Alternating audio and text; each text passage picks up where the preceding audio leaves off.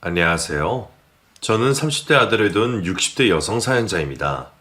저는 몇 년 전 남편이 먼저 떠나보내고 지금은 돌싱이 된 아들과 한 집에서 서로 의지하며 지내고 있어요.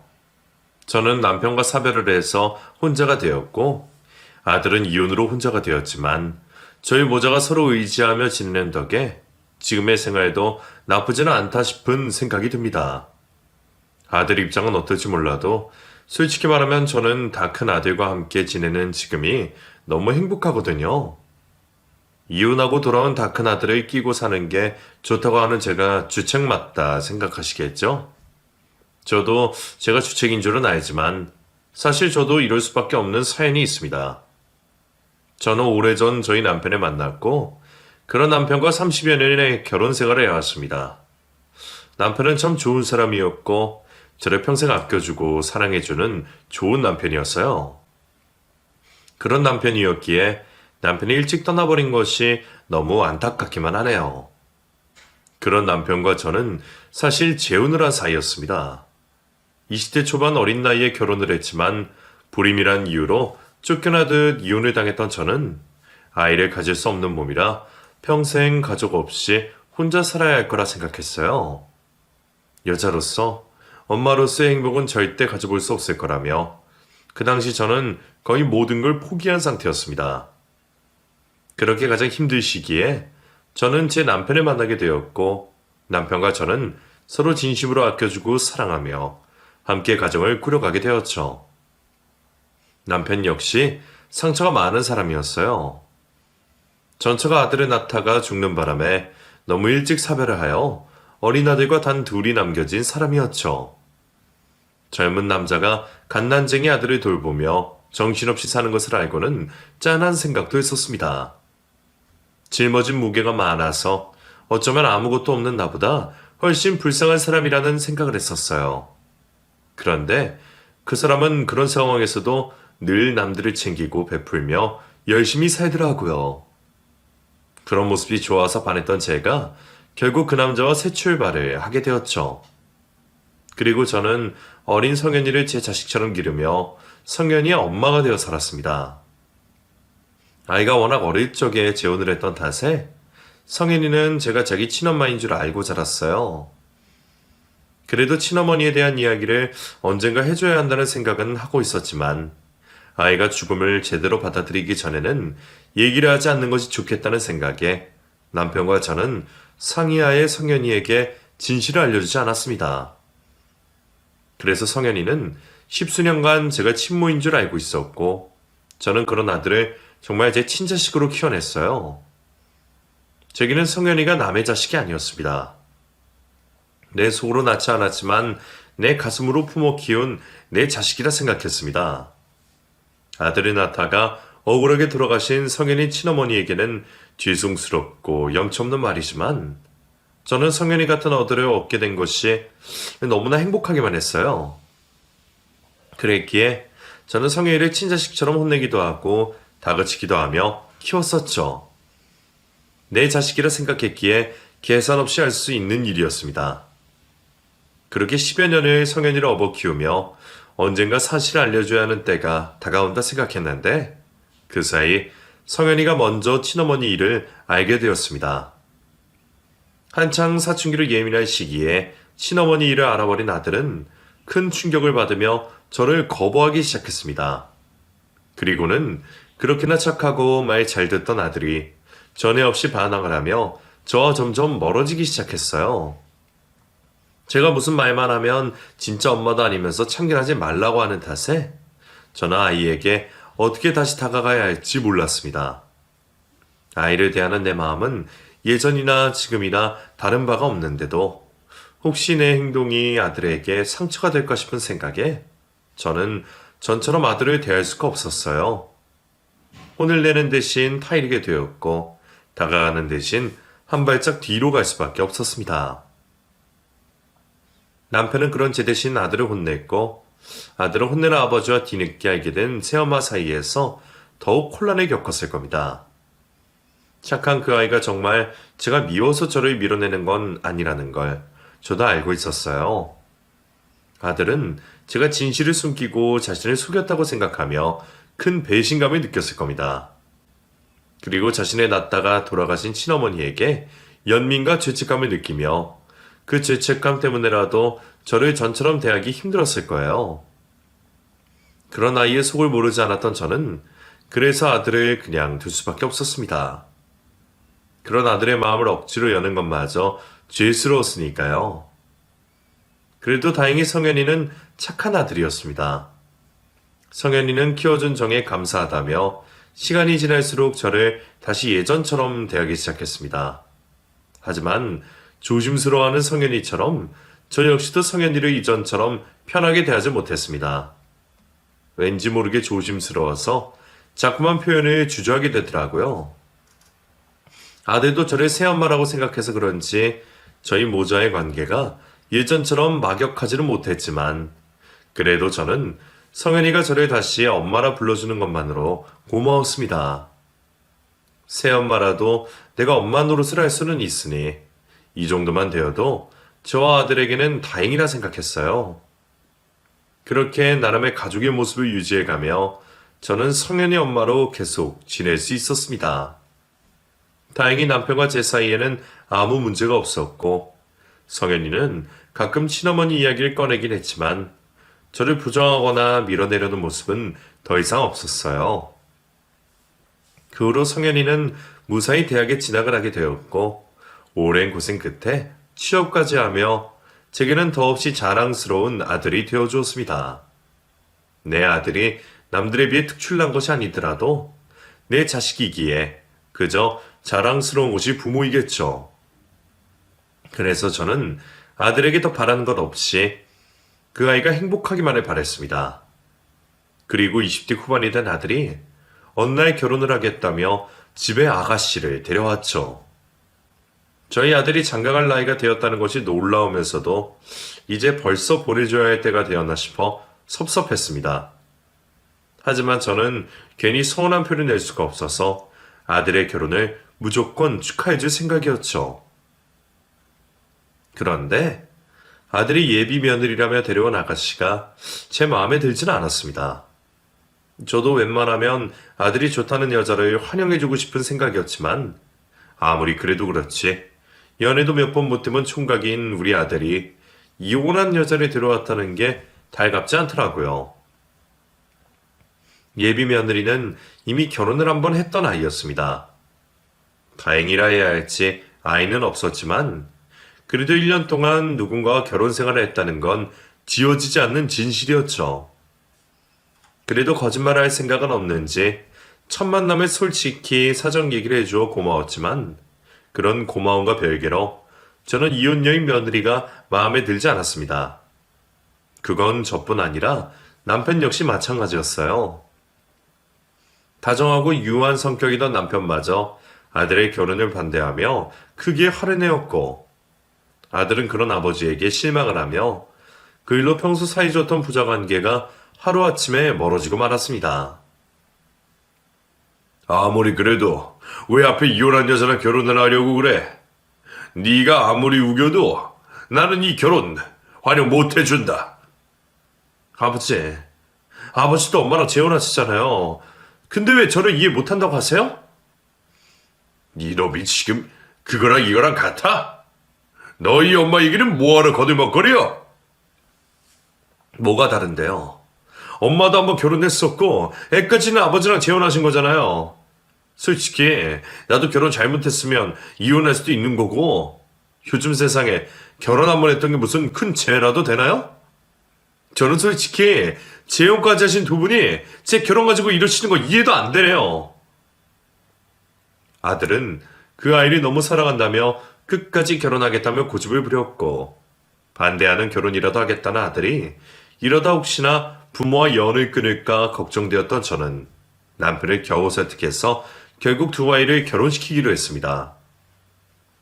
반항하는 아들 때문에라도 결혼할 때 도와주지 않겠다던 남편을 달래서 남편이 소유하고 있던 1층 아파트를 아이들에게 신혼집으로 내어주게 했어요.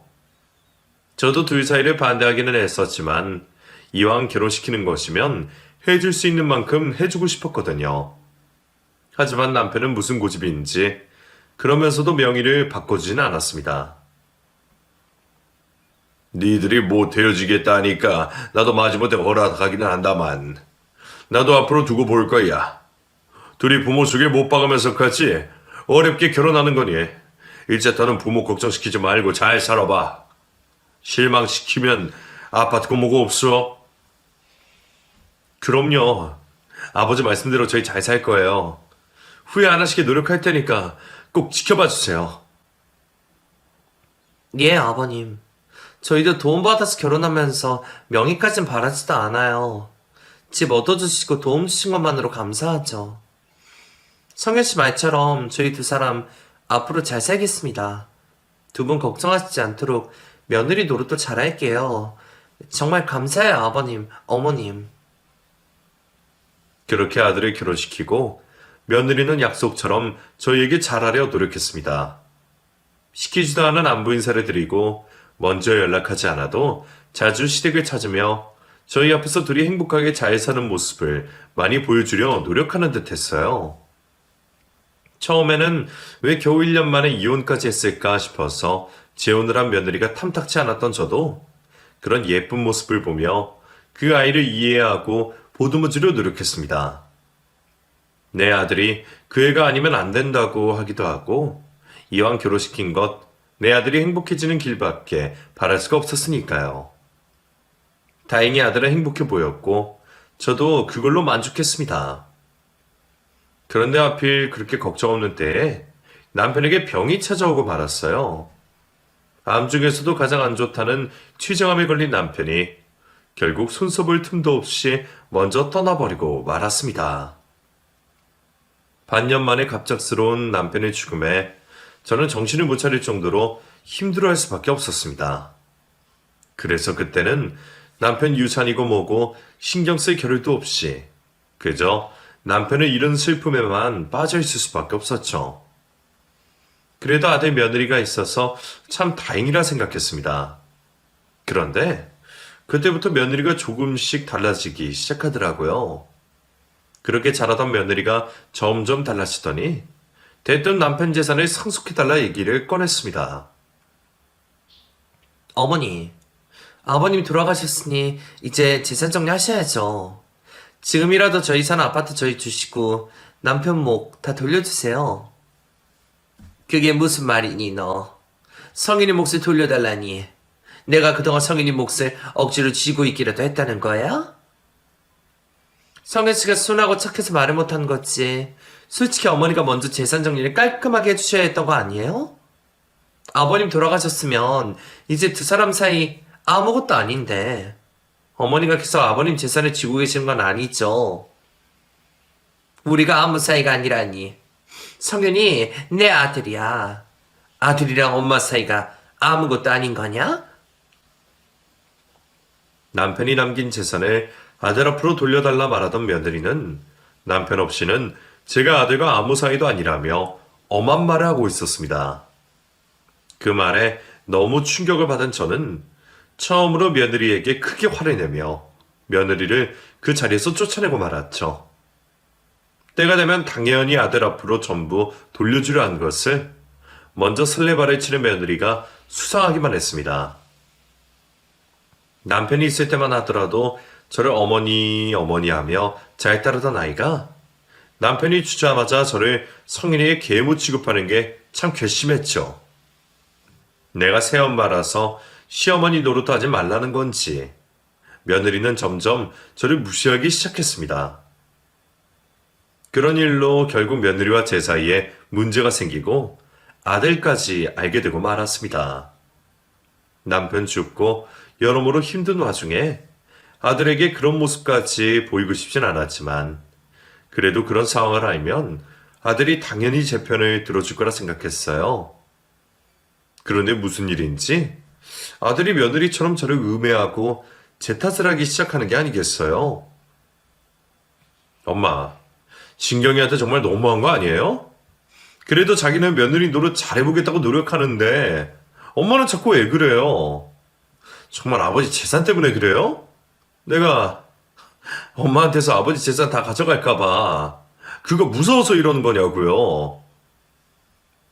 대체 그 아이에게 무슨 말을 어떻게 들은 건지 아들은 갑자기 제게 그런 말을 꺼내며 저를 의심하기 시작했습니다.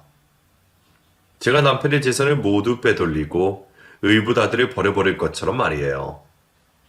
무슨 그런 말을 하느냐며 서운하다고도 말을 해봤지만 이미 며느리의 모함에 넘어간 아들은 제 말은 귀에 들리지 않는 듯 했습니다. 며느리가 대체 무슨 말을 했는지 모르겠지만 저와 제 아들 사이를 이간질시킨 건 분명한 듯 했어요. 그러지 않고서는 그동안 평생 돈 가지고 말 한 번 없던 아이가 집 명의 얘기를 꺼내고 재산 때문에 저를 괴롭히지는 않을 테니 말입니다. 엄마, 정말 이럴 거예요? 아파트 명의라도 바꿔달라는데 왜 자꾸 안 된다는 거예요? 그건 원래 아버지가 나 주려고 한 거잖아요. 내가 널 못 믿어서 그러는 게 아니라 진경이 걔 때문에 그러는 거 아니야. 너 안 이러던 애가 갑자기 이러는 것도 그렇고 너무 이상하다. 그 애가 무슨 말을 했는지 몰라도 다 믿으면 안 돼. 너 왜 엄마를 못 믿고 그러니? 이렇게 된 것도 다 진경이 때문 아니니? 엄마야말로 자꾸 엄한 사람 탓만하지 말고 내 생각이나 좀 해줘요. 아버지까지 돌아가셨는데 왜 나한테 재산이 하나도 없냐고요. 이거 법적으로도 문제 있는 거 알죠? 자꾸 이러시면 나도 수송하는 수밖에 없어요. 결국 소송까지 말을 꺼내는 아들을 보며 저는 큰 충격을 받을 수밖에 없었습니다. 나를 정말 돈 욕심이는 계모라고 생각하는 건지 나를 곡해하는 아들에게 서운함을 느꼈지만 저는 아들이 그렇게 된 것이 다 며느리 때문일 거라 생각하고 있었습니다. 우리 사이가 많이 벌어진 건 맞지만 원래 제 아들은 그런 사람이 아니었어요. 나전 엄마는 아니어도 기른 정이 그만큼 큰 거라며 꼭 중요한 순간들마다 제 편을 들어주고 저를 챙겨주던 아들이었으니 말이에요. 하지만 며느리 때문에 저는 그런 아들과 멀어지게 되었고 그런 아들은 결국 저를 보고 싶지 않다며 연락마저 끊어버렸습니다. 아들 며느리를 보지도 못하고 저 혼자 외롭게 지내고 있었죠. 그러던 어느 날 며느리에게서 갑작스럽게 연락이 왔습니다. 어머니, 잘 지내셨어요? 네가 어쩐 일이냐? 당신은 안 보고 살겠다면서 네 연락도 안 받더니. 어머니, 그땐 제가 죄송했어요. 제가 그렇게 하면 안 됐던 건데 저도 사람인지라 어머니에게 쌓인 게 많았던 것 같아요. 저의 며느리니까 남이라 치더라도 아들인 남편은 그러면 안 되는 거잖아요. 그래서 제가 그동안 남편을 많이 설득했어요. 어머니가 일부러 섭섭하게 하신 건 아닐 거라고 제가 계속 얘기를 했더니 그 이도 마음이 흔들리나 보더라고요. 며느리는 끝까지 자기 잘못은 없다는 듯 말을 했지만 그래도 자기 딴에도 깨달은 게 있었던 건지 제게 잘못했다며 화해의 손길을 내밀어 왔습니다. 그리고 자기가 멀어지게 만들었던 우리 모자 사이를 다시 화해시키겠다며 아들과 제가 대화할 수 있는 자리를 만들겠다 하더군요. 그동안 며느리라는 아이의 행적들이 있었기에 그 말을 전부 믿어도 될까 싶었지만 당시에 저는 어렵게 낳은 아들 레이와의 연락에 깊은 마음에 그런 며느리를 의심하거나 신경 쓸 겨를이 없었습니다. 그래서 아들과 대화를 할 수 있게 해주겠다며 집으로 오라는 며느리의 말에 흔쾌히 그러겠다 했었죠. 그럼 어머니, 그 사람 오늘 계속 집에 있으니까 점심 드시고 저희 집으로 오세요. 저희가 어머니 댁으로 가면 좋겠지만 이 사람 성격에 괜히 쑥스럽고 민망해서 자기 발로는 못 갈 거예요. 그래서 어머니가 저희 집으로 오셔서 대화를 해보셨으면 하는 거예요. 그래도 제 노력 덕분에 이 사람도 지금은 어머니에 대한 오해가 많이 풀린 상태니까 오셔서 얼굴 마주보시고 대화하다 보면 묵은 감정들도 없어지겠죠? 그래, 그러마. 내가 가나 니들이 오나 무슨 차이가 있겠니? 둘보다 하나가 움직이는 게 낫지. 그렇죠. 그럼 어머니, 1시까지 늦지 않게 오세요? 그래도 아들이 나와 대화를 해볼 마음이 있다는 것에서 저는 모든 것이 해결되는 기분이 들었습니다. 내 진심을 전한다면 이번에도 전처럼 아들이 내 마음을 알아주고 화해를 할 수 있지 않을까 했죠. 그렇게 저는 기쁜 마음으로 아들 집으로 달려갈 수밖에 없었습니다. 혹시나 싶어서 가기 전에 아들에게 전화 한 통이나 해볼까 싶었지만 어차피 며느리에게 얘기를 다 들었을 것이고 가서 직접 만나면 되는데 싶어서 전화를 하지 않았어요. 몇 달 만에 만나서 전화로 대화를 하기보다는 직접 만나 얼굴을 마주하고 진심을 나누고 싶었습니다. 그렇게 약속한 대로 저는 아들 집에 찾아가게 되었고 초인종을 누르자 집안에서는 며느리가 현관을 열고 저를 반겨주었습니다. 어머니, 늦지 않게 오셨네요. 얼른 들어오세요. 그래, 오랜만이구나. 그동안 잘 지냈니? 뭐, 그냥저냥 지냈죠. 저희라고 어머니랑 그렇게 싸우고 마음이 편했겠어요? 아까도 잠깐 말씀드렸지만, 저도 여러모로 마음이 안 좋았어요. 어머니가 제가 어머니랑 남편 사이 갈라놨다고 생각하셔서 속상하기는 했지만, 그렇다고 정말 가만히 있으면 안 될 것 같더라고요. 모자 사이를 위해서라도 제가 참고 노력해야겠다 싶어서요. 그래, 네 말대로 서로 오해한 게 있으면 얘기해서 풀어야지. 나도 너한테 오해한 게 있으면 너도 나한테 오해하고 몰랐던 게 있지 않겠니? 그렇죠. 뭐 어머니도 저한테 쌓인 게 있으시겠죠. 어머니가 처음부터 저를 반대하셨었으니까요. 지금 그 얘기가 왜 나오니? 오랜만에 만나서 또 다투고 싶어서 그래? 제가 뭘요? 저도 그냥 사실을 말한 건데요. 아, 그래 됐다. 기분 좋게 찾아왔으니 오늘은 제발 싸우지 말자. 근데 집이 어째 조용하구나? 성인이 집에 있다더니 어디 갔니? 어머니 오시기 직전에 볼 일이 있다고 앞에 나갔어요. 기다리시면 금방 올 거예요. 아들 집에 오면 아들이 저를 기다리고 있을 거라는 생각에 기대가 많았는데 온데간데 없는 아들의 모습에 저는 괜히 김이 빠지는 기분이 들었습니다. 어머니, 기다리시는 동안 차라도 한잔 하세요. 커피 괜찮으시죠? 저는 아들이 기다리는 동안 어색한 며느리와 마주 앉아 커피를 마시게 되었습니다. 하지만 며느리와 단 둘이 있는 게 즐거운 상황은 아니었어요. 며느리라는 그 아이는 워낙 속을 모를 아이라 그런지 애가 대체 무슨 생각을 하는지 무슨 말을 할지 몰라 긴장이 될 수밖에 없더라고요. 아니나 다를까 제가 커피를 마시자마자 며느리가 갑자기 말을 꺼내는 겁니다. 어머니, 사실 제가 어머니한테 괜히 드리고 싶은 얘기가 있었어요. 뭔데? 들어올 테니 편하게 말해봐라. 어머니, 이 집 저희 주시기로 하셨잖아요. 그거 명의 제 거로 해주세요. 그게 무슨 말이야? 몇 달 전에 그걸로 쌓아놓고 갑자기 또 왜 명의 얘기를 꺼내니? 내가 그때 분명 줄 테니까 기다리라고 했잖니. 예? 그러니까 이제 주시라고요. 솔직히 어머니가 무슨 생각이신지 모르겠지만 지금 주시나 나중에 주시나 별 문제 없는 거잖아요? 아버님이 저희 살으라고 주신 건데 명의가 어머니 앞으로 되어 있는 게 제가 불편했어요? 그러니까 지금 주세요. 저는 아들도 없는 자리에서 또다시 명의 얘기를 꺼내는 며느리가 이상하게만 했습니다. 그것도 아들 명의도 아니고 자기 명의로 해달라니 말이에요.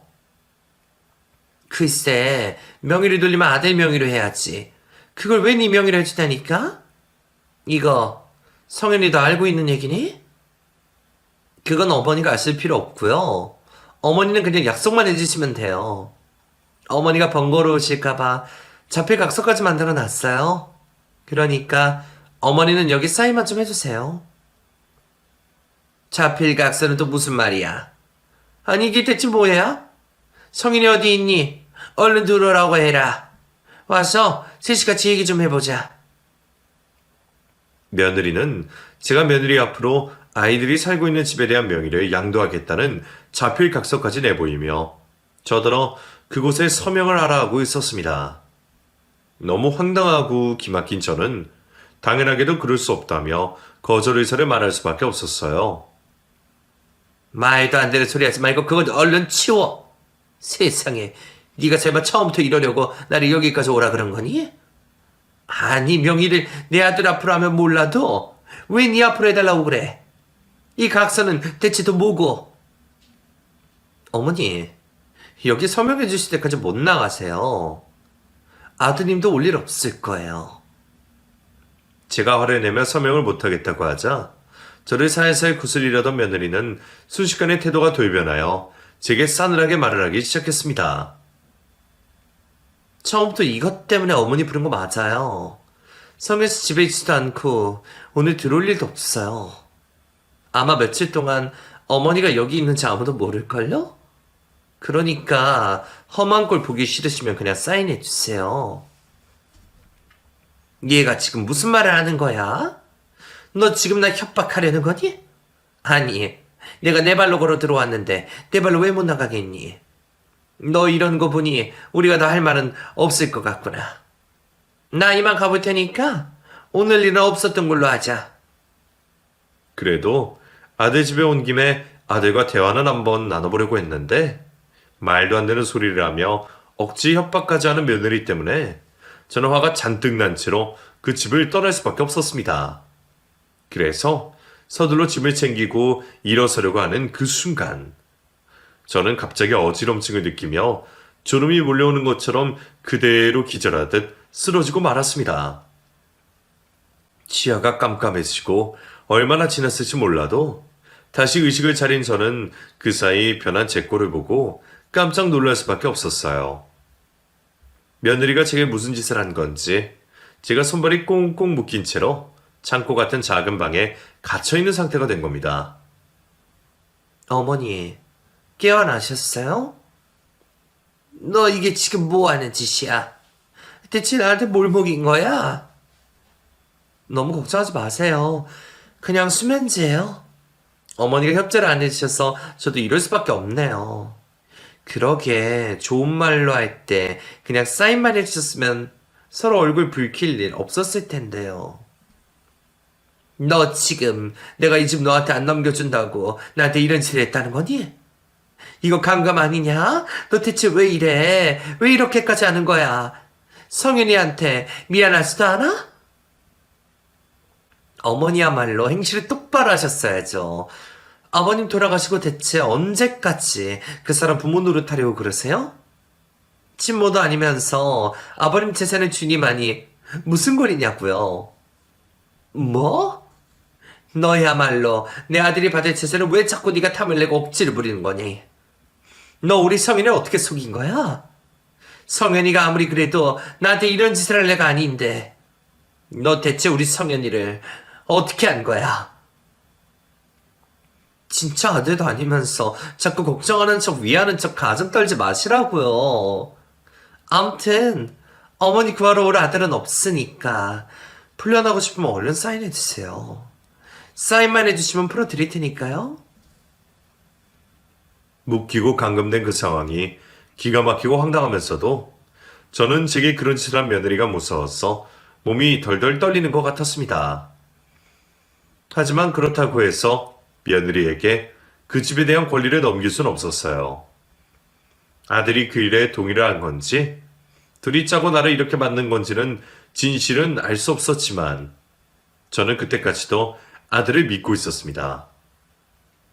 내가 계모라고는 하지만 내가 기르고 키운 아들이 나한테 몹쓸 짓을 할 수 있을 거라고는 차마 상상도 할 수 없었어요. 우리 사이에 무슨 원망과 오해가 쌓이더라도 성현이가 그런 짓을 할 거라는 생각은 절대 하지 않았습니다. 그래서 저는 더더욱 아들의 생각도 모른 채로 며느리의 요구를 들어줄 수가 없었죠. 제가 끝까지 버티자 며느리는 어디 한번 당해보라면서 저를 방 안에 두고 문을 잠근 채 나가버렸습니다. 그렇게 얼마나 시간이 지났을지 몰라도 벌써 깜깜한 밤이 되고 집안이 조용해졌어요. 아까 제가 기절했다가 다시 깨어난 것이 초저녁 즈음이었는데 그 뒤로도 한참 지난 것을 보면 벌써 늦은 밤이나 새벽 정도가 되었을 것 같았습니다. 열심히 주변으로 귀를 기울여 봐도 거리 역시 조용한 듯 했거든요. 아까까지만 해도 아들이 집에 돌아올 거라 생각하며 아들이 기다리던 저는 소식 없는 아들의 기척에 결국 기다리기를 포기할 수밖에 없었습니다. 그래서 핸드폰을 찾아 신고라도 하려고 했지만 제 핸드폰은 어디 갔는지 보이지 않았어요. 손이라도 풀어서 자력으로 탈출이라도 하고 싶었지만 나이도 있고 몸도 약한 제가 혼자 벗어날 수 있는 길이 보이지 않았습니다. 그 사이 며느리가 몇 번 저를 감시하러 드나드는 동에 다른 수를 써볼 수도 없었고요. 그나마 여기가 1층이라는 것이 다행이라 해야 할지 저는 어떻게든 창문을 통해 밖으로 나갈 생각을 할 수밖에 없었습니다. 하지만 묶인 발과 손으로 창문을 여는 것은 쉬운 일이 아니었어요. 며느리 눈을 피해 노력을 해봤지만 제 스스로 창문을 열기는커녕 바닥에서 창문으로 손을 다는 것조차 어려운 일이었습니다. 그래도 저는 포기하지 않고 노력할 수밖에 없었어요. 이대로 누군가 찾아올 거라 기대하며 계속 갇혀 있다가는 저 미친 며느리가 나를 정말 가만히 두지 않을 거라는 생각에 무서웠거든요. 어떻게든 밖으로 탈출해야겠다고 생각한 저는 묶인 손과 발로 어떻게든 움직여서 그 방의 물건들을 창문 밑으로 쌓기 시작했습니다. 책이며 잡동사니들을 몇 시간 동안 조금씩 옮겨서 겨우 창문에 닿을 수 있을 정도의 발판을 만들 수 있었어요. 그렇게 했더니 벌써 아침 동이 트고 날이 밝아오더군요. 그 사이 저도 이미 몸에 힘이 다 빠지는 듯 했지만 저는 한시 빨리 탈출하기 위해 부지런히 노력할 수밖에 없었습니다. 한참 동안 노력한 저는 오전 무렵이 되어서야 겨우 창문을 열어 밖으로 나갈 수 있었죠. 아무리 1층 높이라고는 하지만 막상 떨어질 생각을 하니 두려웠습니다. 나이 먹어서는 기침하는 것도 조심하라고 하던데 손발이 묶인 채로 길바닥에 떨어진다면 이 나이에 어디가 어떻게 될지 모를 일이었죠. 하지만 길바닥에서 죽더라도 며느리에게 당하는 것보다 낫다 생각한 저는 끝내 며느리를 피해 길바닥으로 몸을 던질 수밖에 없었습니다.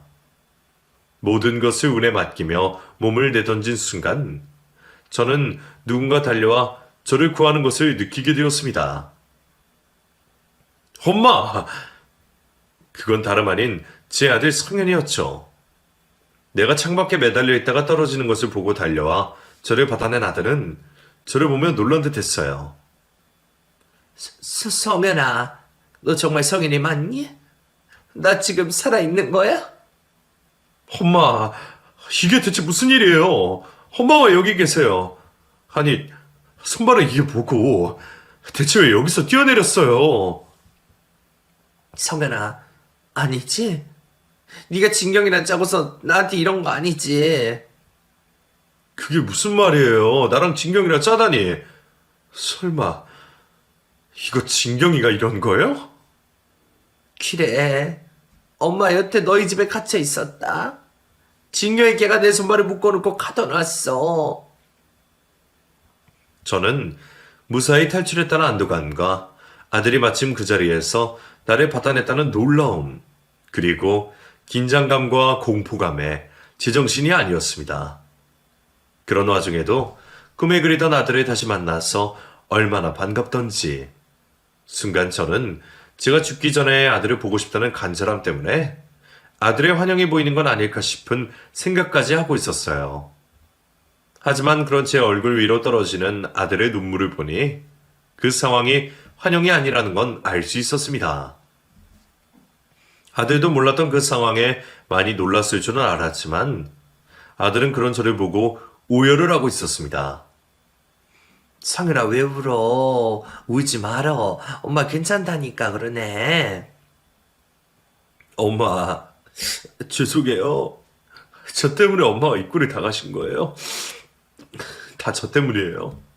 정말 죄송해요. 그게 왜 네 탓이야? 너도 몰랐다면서. 솔직히 나도 진경이가 왜 저렇게까지 하는지 모르겠다. 나더러 이 집이 자기 명의로 돌려달라면서 서명을 했을 때까지 나를 감금하겠다고 하는 거야. 아무래도 진경이 지혜가 정신이 나갔나 보다. 그게 아니면 어떻게 나한테 이러게 있니? 자기 탓이라며 죄송하다는 말만 반복하던 아들은 한참을 울더니 제게 그동안 몰랐던 얘기를 꺼내기 시작했습니다. 아니에요. 다 제 탓이에요. 사실 저희 그동안 이혼 준비 중이었어요. 엄마랑 그때 싸우고 나서 얼마 뒤에 저 사람이 갑자기 이혼 얘기를 꺼내더라고요. 자기는 그동안 엄마랑 고부 갈등 때문에 너무 힘들었고 이제는 엄마 이겨먹지 못하는 저까지 다 지긋지긋하다면서 그만 살자 그러더라고요. 그때는 그저 제가 죄인인 줄 알고 와이프를 설득하려고 했었어요. 내가 잘하겠다고 제가 노력하면 될 거라 생각했어요. 같이 있고 싶지 않다면서 집에 나가겠다고 하길래 제가 나가겠다고 진경이더러 집에 있으라고 했어요. 그래서 그동안 저는 계속 밖에서 지냈었어요. 알고 보니 두 아이가 그동안 이혼 얘기를 하며 별거 중이었고 내 아들이 그 집에 없었다더군요. 그런데도 며느리라는 그 아이는 저와 아들을 화해시키겠다며 저를 그 집으로 불러들였습니다. 그제서야 저는 뭔가 단단히 잘못되었다는 생각을 할 수밖에 없었어요. 내 아들과 이혼하겠다고 하면서 그 집 명의를 자기 앞으로 돌려달라며 협박하지 않은 것에 분명 꿍꿍이가 있구나 싶었죠. 그런데 충격적인 일은 거기서 끝이 아니었습니다. 시어머니 때문이라면서 이혼을 요구하던 며느리가 사실 저희 아들 몰래 바람을 피고 있었다는 겁니다. 나한테는 우리 집 때문이라면서 이혼하자고 당당하게 하더니 알고 보니까 뒤에서 나 몰래 바람을 피고 있었더라고요. 심지어 전 남편이랑 이혼했던 것도 그 여자 외도 때문이었어요. 저한테 와이프 전 남편이 찾아와서 둘 사이에 있었던 얘기를 전부 해주는데 너무 충격적이라 처음에는 믿을 수도 없었어요. 진경의 말만 믿고 전 남편 때문에 이혼한 줄 알았는데 사실은 외도 때문이었고 둘 사이에 어린 딸까지 있었더라고요. 나한테는 혼인신고만 했던 거라고 깔끔하다고 거짓말 해놓고 말이에요. 그래서 뒤늦게 사실을 알고 아침부터 따져 물으러 달려왔더니 엄마가 창문으로 나오고 계신 걸 본 거예요. 그동안 며느리에게 집까지 내어주고 별거 중이던 아들이 그날 마침 때맞춰 집에 찾아온 것은 우연이 아니었습니다. 자기 처에게 처음부터 단단히 속았다는 것을 알고 뒤늦게 진실을 묻기 위해 아침부터 달려올 수밖에 없었던 거죠. 그리고 그제서야 아들과 저도 며느리에 대한 모든 진실을 알게 될 수 있었습니다.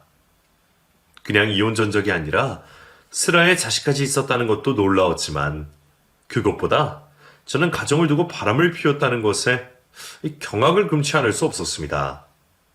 그리고 지 벌은 못 주는 건지 제 아들에게도 똑같은 상처를 주었네요. 뻔뻔하게 잘못을 저질러 놓고 적반하장으로 이혼을 해달라고 했을 그 아이의 행동에 저는 분노가 치밀어 올랐습니다. 그리고 그런 진실이 밝혀진다면 재산 분할을 받지 못할 것을 염려해서 그 전에 제게 집 명의를 넘겨받을 생각이었던 모양입니다. 이혼 전에 시부모에게서 증여받은 재산은 이혼 시 분할에 들어가지 않는다고 하더라고요. 그래서인지 며느리는 이혼을 준비하면서 저를 가둬놓고 재산을 빼돌릴 생각을 했던 것 같습니다. 만약 아들이 진실을 알지 못했더라면 아마 끝까지 나와 아들 사이를 이간질하며 자기 이득만 챙겨갔겠죠. 아들도 그 생각 때문인지 자신이 어리석었다며 자책을 하고 있었습니다.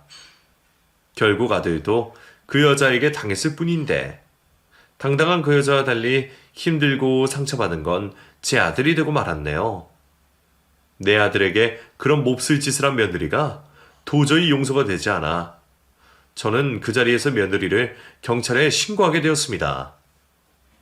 저도 그냥 저 혼자 당한 일이라면 일이 커져 피곤해지는 게 싫어서라도 조용히 넘어갔을 텐데 내가 아니라 내 아들이 피해를 받았기에 그 아이를 가만둘 수가 없겠더군요.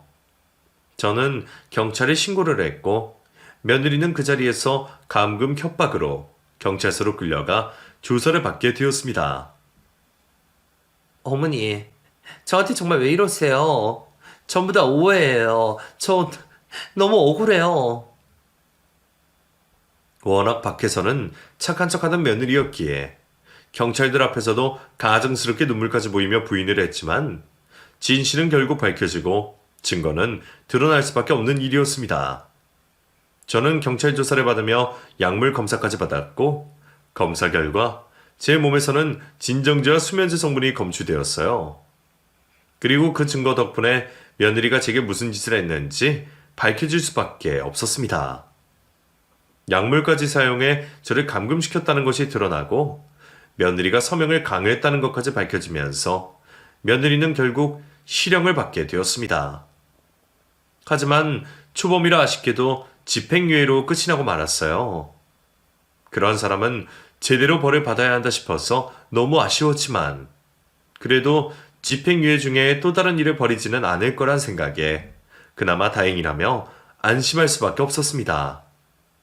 그리고 그 사이 아들은 며느리와 준비 중이던 협의 이혼을 중단하고 외도로 인한 이혼 소송을 걸어 며느리에게 위자료를 받아내며 무사히 이혼을 하게 될 수 있었습니다. 재판의 이혼 소송까지 끝난 뒤로 저는 아들 며느리가 살던 집을 곧바로 팔아버렸고 제가 살던 집까지 내놓으며 이사를 준비하게 되었어요. 왜 피해자인 내가 이사를 가야 하는지 억울한 마음이었지만 시모를 감금하고 협박까지 하는 애가 나중에 또 눈이 돌아서 무슨 짓을 못할까 싶어서 불안한 마음에 이사를 할 수밖에 없었어요. 하지만 이제 와서는 오히려 덕분에 다행이다 싶은 생각도 들었습니다. 아들이 살던 집까지 팔고 저까지 이사를 하게 되다 보니 아들이 이참에 그냥 같이 살자며 합가를 제안하더라고요. 엄마도 아버지 돌아가시고 혼자 지내시는 거 무서워하셨잖아요. 저도 당분간 재혼 생각 없으니 제가 엄마 모시고 지낼게요. 안 좋은 일도 있었고 그러는 게 제가 걱정이 덜할 것 같아서요. 저야 아들이 먼저 그런 말을 해주니 고맙기만 했지만 아들에게는 그런 결정이 쉬운 결정이 아니었을 겁니다. 제가 친모도 아니고 남편도 없는 와중에 그 아이가 저를 책임져야 할 이유는 없으니까요. 그런데 그런 결심을 해준 아들을 보니 얘가 남이 아니라 정말 내 아들이 맞구나 싶은 생각이 들더라고요. 그래, 고맙다 서영현아. 나는 네가 정말 내 아들이라 생각하는데 너도 그렇게 생각해주니 고마워. 당연하죠. 저 한 번도 엄마를 다르게 생각한 적 없어요. 물론 친어머니 일을 알고 속상했던 적은 있지만 엄마를 원망하는 건 아니었어요. 그동안 제가 철없이 못나게 군 거 죄송해요. 그렇게 저희는 그동안의 오해와 서운함을 지우고 다시 새 출발하기로 했습니다. 그리고 지금은 더없이 행복한 매일을 보내고 있죠. 여러분들도 가족들과 오해 없이 잘 지내시기를 바라며 이야기를 마치겠습니다. 감사합니다.